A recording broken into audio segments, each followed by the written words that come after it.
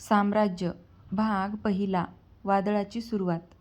मुंबईवर रात्रीचे 2:30 वाजले होते आणि मुसळधार पाऊस कोसळत होता. आकाशात सतत विजांचा कडकडाट होत होता आणि संपूर्ण शहर जणू शांत झोपेत हरवलं होतं. रस्त्यावर पावसाचं पाणी वेगाने वाहत होतं आणि बहुतेक इमारतीचे दिवे बंद झाले होते.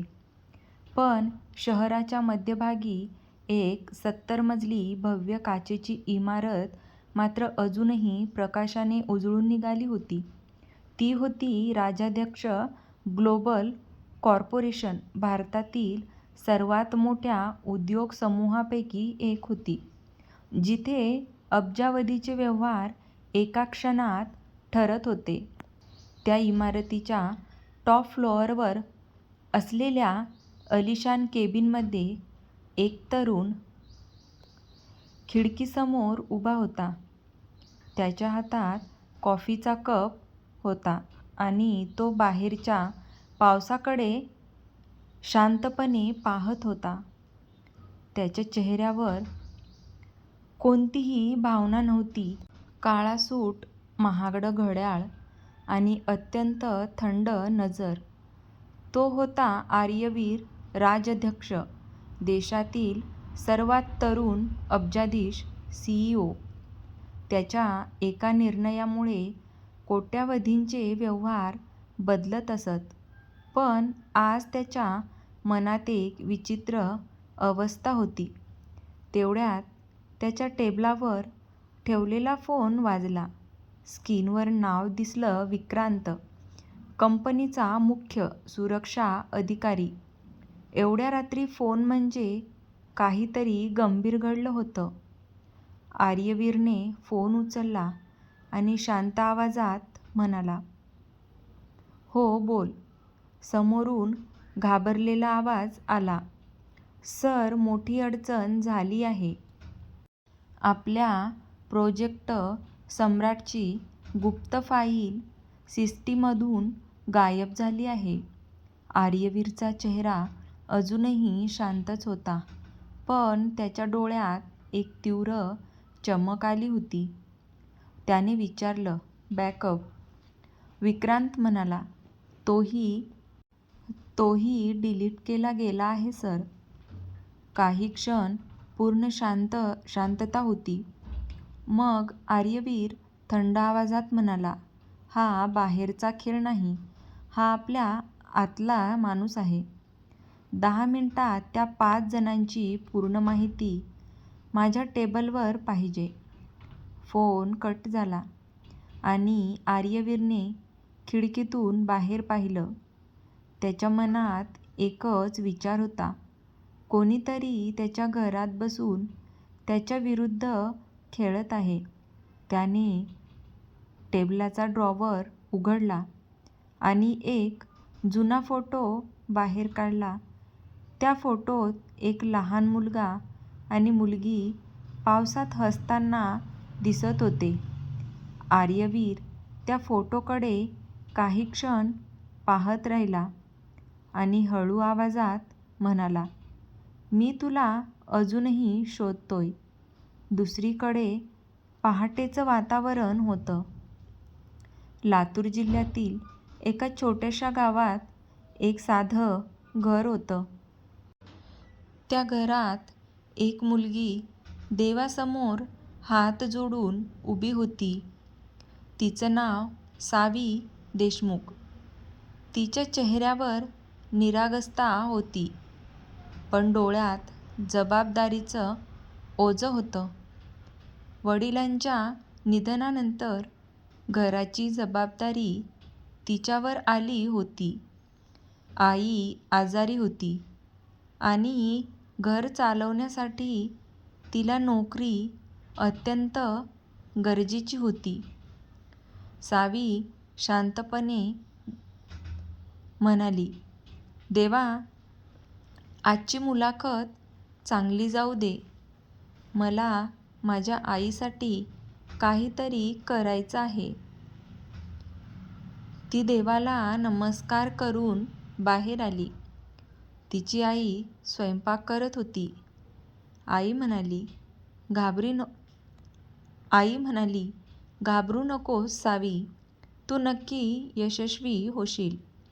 सावी हसली आणि म्हणाली, हो आई, मी परत येईन चांगली नोकरी घेऊन.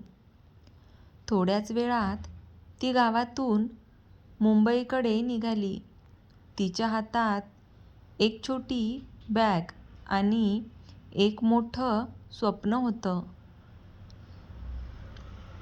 बसमध्ये बसलेली सावी खिडकीतून बाहेर पाहत होती आणि मनात विचार करत होती, हे शहर माझं आयुष्य बदलणार आहे. मुंबई सेंट्रल स्टेशनवर गाडी थांबली आणि प्रचंड गर्दी दिसली.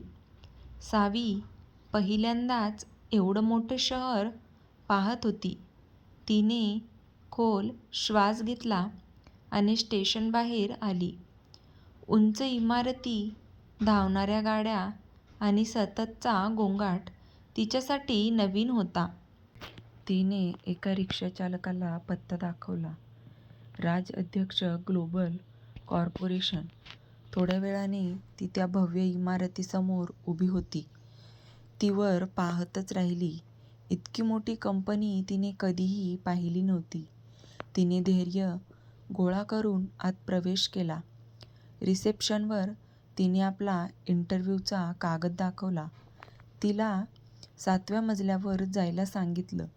लिफ्टमध्ये ती उभी होती. लिफ्टवर जात असताना अचानक लाईट फ्लिकर झाला आणि लिफ्ट थांबली. काही सेकंद भीती वाटली, पण लिफ्ट पुन्हा सुरू झाली आणि सावीने सुटकेचा निश्वास टाकला. ती 7व्या मजल्यावर पोहोचली आणि HR विभागाकडे निघाली. कॉरिडॉरमध्ये चालताना अचानक ती समोरून येणाऱ्या एका व्यक्तीला जोरात धडकली. तिच्या हातातील फाईल खाली पडली आणि कागद विखुरले. ती घाबरून सॉरी सॉरी म्हणत खाली बसली. समोरचा माणूस शांत होता. त्याने खाली वाकून कागद उचलला आणि तिच्याकडे पाहिलं. सावीने वर पाहिलं आणि तिचं हृदय क्षणभर थांबलं. तो दुसरा कोणी नव्हता तर आर्यवीर राजाध्यक्ष होता. दोघांची नजर पहिल्यांदा भिडली आणि कॉरिडॉरमध्ये पूर्ण शांतता पसरली. आर्यवीरने तिचा बायोडाटा उचलला आणि नाव वाचलं, सावी देशमुख. त्याने थंड आवाजात फक्त इतकंच म्हटलं, पुढच्या वेळी काळजी घे, आणि पुढे निघून गेला. सावी काही क्षण तिथेच उभी राहिली. तिला समजत नव्हतं की इतका श्रीमंत आणि शक्तिशाली माणूस इतका थंड कसा असू शकतो. पण तिला अजून माहीत नव्हतं की ही फक्त सुरुवात होती. कारण ती ज्या माणसाला आज भेटली होती, तोच माणूस पुढे तिच्या आयुष्याचा सर्वात महत्त्वाचा भाग बनणार होता. आणि त्या दोघांच्या आयुष्याला एक असं वळण मिळणार होतं, ज्याची त्यांनी कधी कल्पनाही केली नव्हती. साम्राज्य भाग दुसरा. पहिला संघर्ष. सकाळची मुंबई नेहमीप्रमाणे वेगाने धावत होती. रस्त्यावर हॉर्नचे आवाज, लोकांची घाई आणि उंच इमारतीमध्ये सुरू असलेला व्यवसाय. या सगळ्यांच्या मध्यभागी राजाध्यक्ष ग्लोबल कॉर्पोरेशन आज जास्तच तणावात दिसत होतं. कारण आज कंपनीत एका मोठ्या प्रोजेक्टची आंतरिक मीटिंग होती आणि त्यात आर्यवीर स्वतः प्रत्येक विभागाची तपासणी करणार होता. कंपनीच्या आत वातावरण गंभीर होतं. कर्मचारी एकमेकांशी कमी बोलत होते. प्रत्येकाला भीती होती की आज CEO कोणावर राग काढेल हे सांगता येत नाही. आर्यवीरची एक नजर पुरेशी होती चुका शोधायला, आणि चुका सापडल्या तर परिणाम कठोर असायचा. त्याच्या कॅबिनमध्ये आर्यवीर शांत बसला होता. समोर स्क्रीनवर डेटा फ्लो, सिक्युरिटी लॉग्स आणि हॅकिंगचे ट्रेस दिसत होते. विक्रांत उभा होता. त्याचा चेहरा तणावात होता. तो म्हणाला, सर, अजूनही ट्रेस पूर्ण झाला नाही. हॅकर खूप प्रोफेशनल आहे. आर्यवीरने थंड नजरेने स्क्रीनकडे पाहिलं आणि म्हणाला, प्रोफेशनल नाही, आतला माणूस आहे. बाहेरचा कोणीही इतका खोलवर जाऊ शकत नाही. त्याचवेळी खाली 7व्या मजल्यावर सावी तिच्या पहिल्या दिवसाची सुरुवात करत होती. तिला HR टीमकडून ट्रेनिंग रूममध्ये नेलं जातं. तिच्या हातात फाईल होती आणि डोळ्यात थोडी भीती, पण मोठं स्वप्न होतं. ती स्वतःशीच म्हणाली, सावी, आजपासून नवीन सुरुवात. चुका नाही, फक्त शिकणं. ट्रेनिंग सुरू झाली आणि तिला कंपनीच्या नियमांबद्दल, प्रोजेक्ट्सबद्दल आणि वर्क कल्चरबद्दल माहिती दिली जात होती. सावी लक्ष देऊन ऐकत होती, कारण तिच्यासाठी ही नोकरी फक्त नोकरी नव्हती, तर आयुष्य बदलण्याची संधी होती. वरच्या मजल्यावर अचानक सिक्युरिटी अलर्ट वाजला. स्क्रीनवर लाल रंगात हॅकिंग अटॅक दिसू लागला. विक्रांत घाबरला. तो म्हणाला, सर, पुन्हा अटॅक झाला आहे. आर्यवीर लगेच उभा राहिला. त्याच्या चेहऱ्यावर पहिल्यांदा राग स्पष्ट दिसला. त्याने एका सेकंदात सिस्टीम लॉक केली आणि म्हणाला, आता पुरे झालं, हा खेळ संपवायची वेळ आली आहे. त्याचवेळी सावी ट्रेनिंग रूममधून बाहेर आली. तिला थोडी हवा हवी होती म्हणून ती कॉरिडॉरमध्ये चालत होती. अचानक तिचा पाय घसरला आणि तिच्या हातातील फाईल खाली पडली. ती खाली बसून कागद गोळा करत होती तेवढ्यात तिच्यासमोर एक सावली थांबली. काळे शूज, महागडा सूट आणि थंड वातावरण. सावीने वर पाहिलं आणि तिचं हृदय क्षणभर थांबलं. तो आर्यवीर होता. दोघांची नजर पुन्हा एकदा भिडली. कॉरिडॉरमध्ये पूर्ण शांतता पसरली. आर्यवीरने तिच्या फाईलकडे पाहिलं आणि नाव वाचलं, सावी देशमुख. तो थोडा वेळ थांबला आणि म्हणाला, या कंपनीत प्रत्येक चूक दिसते आणि प्रत्येक माणूस तपासला जातो. सावी घाबरली, पण तिने स्वतःला सावरलं आणि म्हणाली, सर, मी माझं काम शिकते. आर्यवीरने तिच्याकडे एक क्षण पाहिलं आणि पुढे निघून गेला. पण जाताना त्याच्या मनात पहिल्यांदाच एक छोटासा विचार आला, ही मुलगी इतरांपेक्षा वेगळी आहे. वरच्या मजल्यावर पुन्हा सिस्टममध्ये अनोळखी सिग्नल दिसला. विक्रांत म्हणाला, सर, हा सिग्नल पुन्हा त्याच पॅटर्नमध्ये आहे. आर्यवीर स्क्रीनकडे पाहत थंड आवाजात म्हणाला, आता मला त्याचा शेवट हवा आहे. आणि यावेळेस तो कुठेही लपला तरी मी त्याला शोधून काढणार. खाली सावी अजूनही कॉरिडॉरमध्ये उभी होती. तिला समजत नव्हतं की हा माणूस इतका थंड का आहे. पण तिला हे माहीत नव्हतं की तीच आयुष्य आता हळूहळू त्या थंड डोळ्याच्या माणसाशी जोडलं जात आहे आणि पुढचा प्रत्येक दिवस तिच्यासाठी नवीन वादळ घेऊन येणार आहे. साम्राज्य भाग 3. पहिली परीक्षा. मुंबईत सकाळ अजूनही धावपळीत होती आणि राज्याध्यक्ष ग्लोबल कॉर्पोरेशनमध्ये वातावरण आणखीन गंभीर झालं होतं. कारण कंपनीतील हॅकिंग अटॅक आता फक्त तांत्रिक समस्या राहिलेली नव्हती, तर ती एक मोठी सुरक्षा धोक्याची घंटी बनली होती. प्रत्येक विभागात चर्चा सुरू होती, पण कुणालाच खरं कारण माहीत नव्हतं. आर्यवीर आपल्या केबिनमध्ये शांत बसला होता, पण त्याच्या डोळ्यात अस्वस्थता नव्हती, तर एक ठाम निर्धार होता. त्याने स्क्रीनवर पुन्हा लॉग्स तपासले आणि विक्रांतला बोलावलं. तो म्हणाला, हा जो कोणी आहे तो फक्त डेटा चोरत नाही, तर माझ्या सिस्टीमची परीक्षा घेत आहे. विक्रांत म्हणाला, सर, आपण पोलिसांना कळवूया का? आर्यवीरने थंडपणे उत्तर दिलं, नाही, हा माझा खेळ आहे, मीच संपवणार. खाली सावी तिच्या पहिल्या कामात व्यस्त होती. तिला एका छोट्या प्रोजेक्टसाठी असिस्टंट म्हणून काम दिलं गेलं होतं. तिला एक्सेल शीट्स, रिपोर्ट्स आणि क्लायंट डेटा तपासायला सांगितलं होतं. तिच्या हातात पहिल्यांदा ऑफिसचं खऱ्या अर्थाने काम आलं होतं.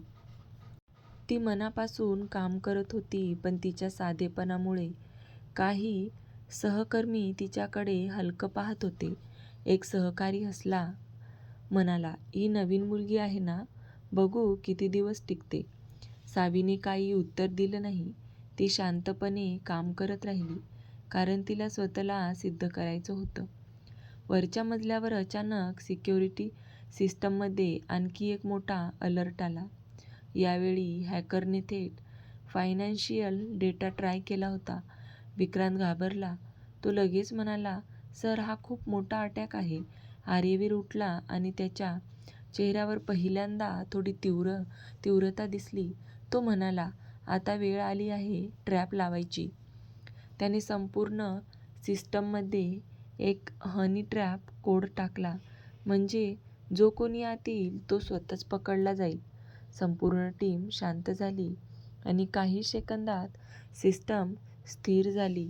पण आर्यवीरला माहीत होतं की हे फक्त शांतता आहे, खरी लढाई अजून बाकी आहे. खाली सावीला अचानक एक मोठं काम देण्यात आलं. तिच्या वरिष्ठाने सांगितलं, "हा रिपोर्ट संध्याकाळपर्यंत पूर्ण कर, नाहीतर तुझी पहिली इम्प्रेशन खराब होईल."